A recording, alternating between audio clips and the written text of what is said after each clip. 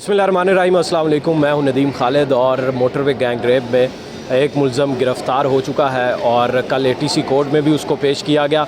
आज हम high court के अंदर मौजूद हैं और हमारे साथ सीनियर कानूनदान भी मौजूद हैं। उनसे जानने की कोशिश करेंगे कि उनकी क्या राय है इस केस पर, कि इस केस का क्या हल होगा। सरेआम फांसी का आवाम की तरफ से जो मुतालबा है वो पूरा भी हो सकता है कि नहीं, कानून में ऐसी कुछ शिक मौजूद भी है कि उनको सरेआम फांसी हो जाए। अस्सलाम वालेकुम सर। वालेकुम सर, मोटरवे पर अफसोसनाक वाक़या पेश आया और उसमें अब ये कहा जा रहा है कि सरेआम फांसी दी जाए।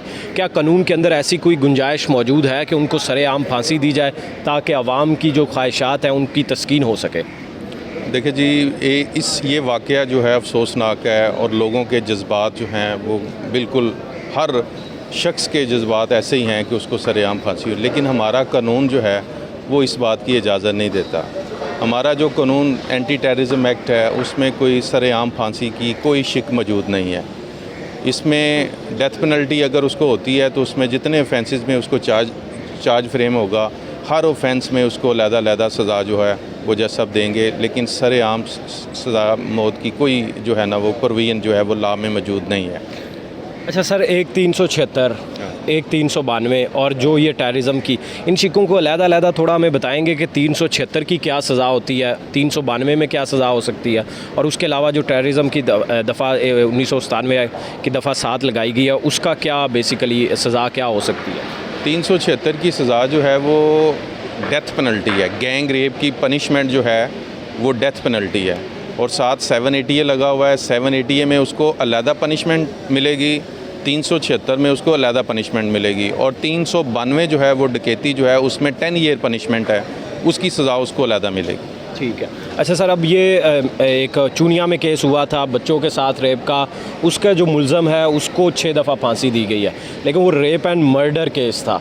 ज़ैनब का भी सेम इसी तरह केस था, तो क्या इसमें भी ये एक्सपेक्ट किया जा सकता है कि ये जो इसको सज़ा जो है वो जो लॉ भी एक नया पास करना चाह रहे इमरान खान ने भी, कि उनको नामर्द कर दिया जाए, तो इसके भी आप हक़ में हैं कि ये नामर्द करना भी ठीक है, इससे ये जुर्म रुक जाएंगे? नहीं, ये कोई इसको रोकने का ये हल नहीं है।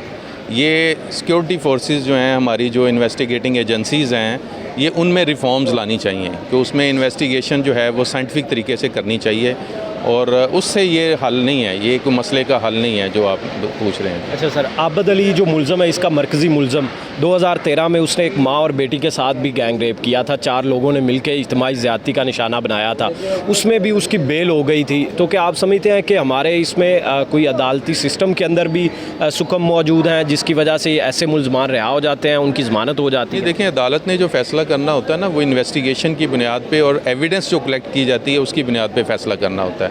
जो हमारे सिस्टम है इन्वेस्टिगेशन का वो इतना साइंटिफिक नहीं है। जो इन्वेस्टिगेशन कलेक्ट की जाती है वो इतनी सॉलिड एविडेंस नहीं होती जिसकी बुनियाद पे ऊपर कोर्ट जो है वो उनको सज़ा दे सके।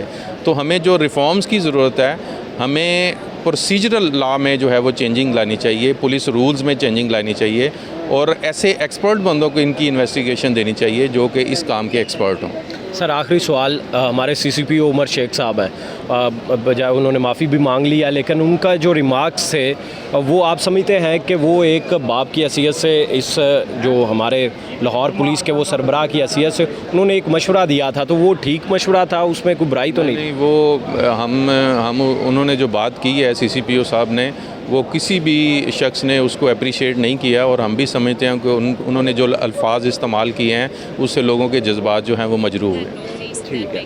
और उसके बाद शहबाज शरीफ साहब ने भी एक पार्लियामेंट में खड़े होकर कहा कि ये मोटरवे जो है वो हमने बनाई अल्हम्दुलिल्लाह, तो उस पर उनको भी सेम उसी वे में हम देखेंगे केस को? नहीं, मुझे उनकी स्टेटमेंट का मुझे इल्म नहीं है कि उन्होंने क्या स्टेटमेंट दी है।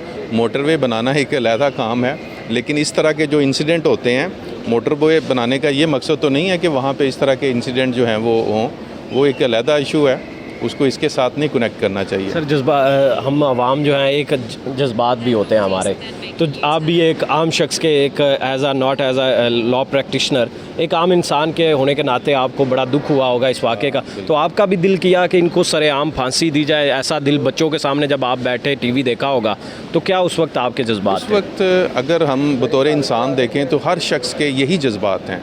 हर शख्स के घर में माँ है, बहन है, बेटी है, तो हर शख्स के जज्बात यही हैं कि इस तरह के बंदे को सरेआम फांसी लगानी चाहिए।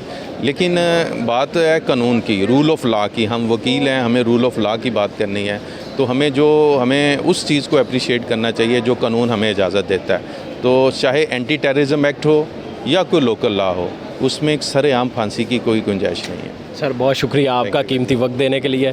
हमारे साथ जो आपने जानी राय सीनियर वकील हमारे साथ मौजूद थे, मेंबर पंजाब बार कौंसिल भी हैं चौधरी वहीद बाबर साहब। वो बता रहे थे कि इसके अंदर सरेआम फांसी नहीं हो सकती। हाँ, अगर कानून बन जाता है तो तब ऐसा मुमकिन हो सकता है, वरना उसके बगैर नहीं। मुझे दीजिए इजाज़त, अल्लाह ने के बाद।